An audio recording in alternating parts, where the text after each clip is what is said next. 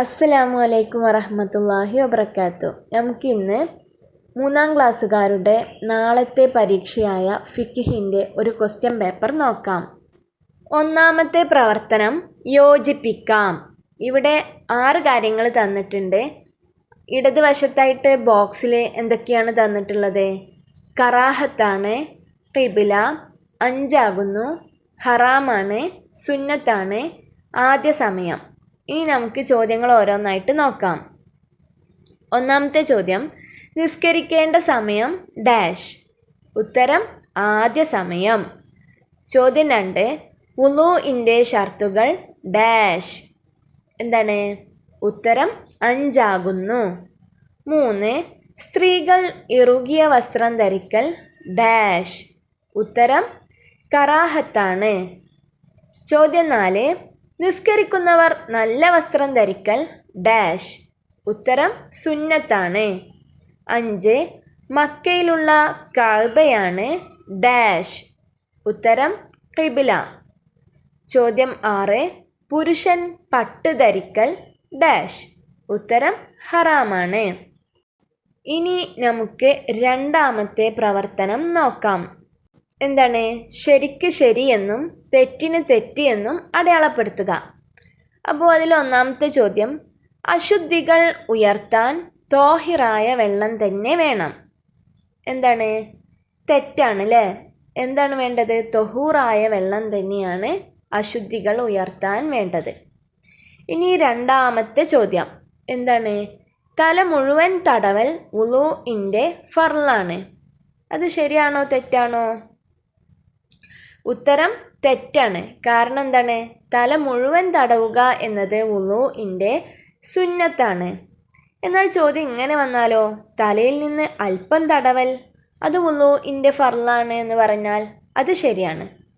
അതായത് തലയിൽ നിന്ന് അല്പം തടവലാണ് വുളൂഇൻ്റെ ഫർള്. തല മുഴുവൻ തടവൽ എന്താണ്? വുളൂഇൻ്റെ സുന്നത്താണ്.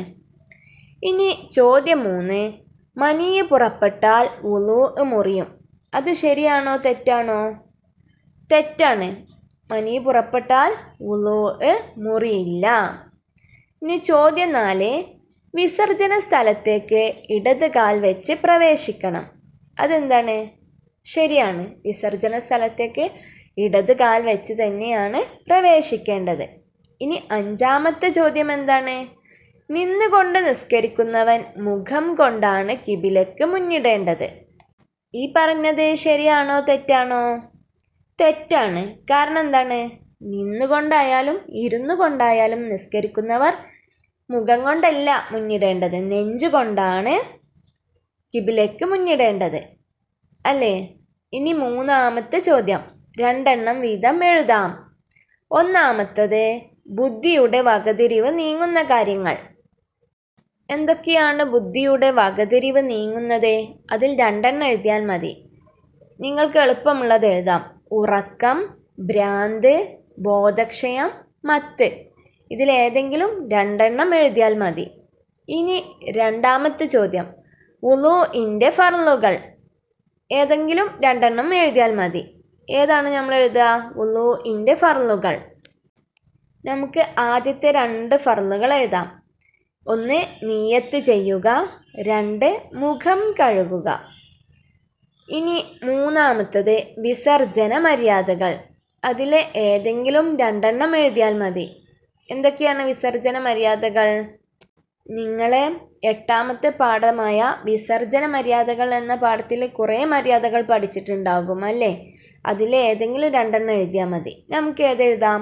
പാദരക്ഷ ധരിക്കുക, തല മറക്കുക എന്നിവ എഴുതാം അല്ലേ? പിന്നെ എന്തൊക്കെയുണ്ട്? വിസർജന സ്ഥലത്തേക്ക് ഇടത് കാൽ വെച്ച് പ്രവേശിക്കുക. അങ്ങനെ നിങ്ങൾക്ക് എളുപ്പമുള്ള ഏതും എഴുതാം. ഇനി അടുത്ത ചോദ്യം, നജസുകൾക്ക് ഏതെങ്കിലും 2 ഉദാഹരണം എഴുതാം. ഏതാണ്? നമ്മുടെ 3-ാമത്തെ പാഠമായ ശുദ്ധിയാവൽ എന്ന പാഠത്തിലുണ്ട് ഏതൊക്കെയാണ് നജസുകൾ എന്ന്. ഏതൊക്കെയാണ്? മലം, മൂത്രം, രക്തം, ചലം, ഛർദ്ദിച്ചത്, ലഹരി ദ്രാവകം, നായ, പന്നി, ശവം തുടങ്ങിയവ നജസുകളാണ്. ഇതിലേതെങ്കിലും 2 എഴുതിയാൽ മതി. ഇനി ആറാമത്തെ പ്രവർത്തനം നോക്കാം. എന്താണ്? ഉത്തരം എഴുതാം. ഒന്നാമത്തെ ചോദ്യം, ശാരീരിക ആരാധനകളിൽ ഏറ്റവും ശ്രേഷ്ഠമായത് ഏതാണ്? ഉത്തരം നിസ്കാരം. ഇനി രണ്ടാമത്തെ ചോദ്യം, ചെറിയ അശുദ്ധിയിൽ നിന്ന് ശുദ്ധിയാവാൻ എന്ത് ചെയ്യണം? ഉത്തരം വുളൂ ചെയ്യണം. മൂന്നാമത്തെ ചോദ്യം, നിസ്കാരത്തിലെ സ്ത്രീയുടെ ഔറത്ത് ഏതാണ്? ഉത്തരം മുഖവും മുൻകൈയും ഒഴികെയുള്ളവയാണ് സ്ത്രീയുടെ ഔറത്ത് നിസ്കാരത്തിൽ. ഇനി നാലാമത്തെ ചോദ്യം, ചെരിഞ്ഞു കിടന്ന് നിസ്കരിക്കുന്നവൻ കിബിലയിലേക്ക് മുന്നിടേണ്ടത് എങ്ങനെയാണ്? ഉത്തരം നെഞ്ചും മുഖവും കിബിലയിലേക്ക് തിരിക്കണം. ചെരിഞ്ഞു കിടന്ന് നിസ്കരിക്കുന്നവൻ എങ്ങനെയാണ് കിബിലയ്ക്ക് മുന്നിടേണ്ടത്? നെഞ്ചും മുഖവും കിബിലയിലേക്ക് തിരിക്കണം. ഇനി നമുക്ക് അഞ്ചാമത്തെ പ്രവർത്തനം നോക്കാം. വ്യക്തമാക്കാം. ഒന്നാമത്തെ ചോദ്യം എന്താണ്? തൊഹൂറ് എന്നാൽ എന്താണ്? എന്താണ് ഉത്തരം? സ്വയം ശുദ്ധിയുള്ളതും മറ്റൊന്നിനെ ശുദ്ധിയാക്കാൻ പറ്റുന്നതുമായ വെള്ളമാണ് തൊഹൂറ്. ഇനി രണ്ടാമത്തെ ചോദ്യം, വിസർജന സ്ഥലത്തേക്ക് പ്രവേശിക്കുമ്പോൾ ചൊല്ലേണ്ടത് എന്താണ്? അത് പേജ് 21 വിസർജന മര്യാദകളിൽ അഞ്ചാമത്തെ മര്യാദ പറയുന്നിടത്തുണ്ട്. എന്താണ് ടോയ്ലറ്റിലേക്ക് കയറുമ്പോൾ ചൊല്ലേണ്ടത്? ബിസ്മില്ലാഹി അല്ലാഹുമ്മ ഇന്നി അഊദു ബിക മിനൽ ഖുബ്സി വൽ ഖബായിസ്. ഇനി മൂന്നാമത്തെ ചോദ്യം, സുബ്ഹിയുടെ സമയം. എന്താണ് സുബ്ഹിൻ്റെ സമയം? ഫജ്ർ സ്വാദിഖ് മുതൽ സൂര്യൻ ഉദിക്കുന്നത് വരെ. ഇനി ആറാമത്തെ പ്രവർത്തനം ക്രമത്തിലാക്കാം. എന്താണ് തന്നിട്ടുള്ളത്? അല്ലാ ഇലാഹ ഇല്ലല്ലാഹു വ അഷ്ഹദു അന്ന മുഹമ്മദൻ ലാ ശരീക ലഹു അബ്ദുഹു വ റസൂലുഹു അഷ്ഹദു വഹ്ദഹു. മനസ്സിലായോ? ഇത് എങ്ങനെയാണ് ക്രമത്തിലാക്കുക? ഇത് നിങ്ങളുടെ ആറാമത്തെ പാഠമായ വുളൂഇൻ്റെ സുന്നത്തുകൾ എന്ന പാഠത്തിലുണ്ട്. എന്തായിരുന്നു?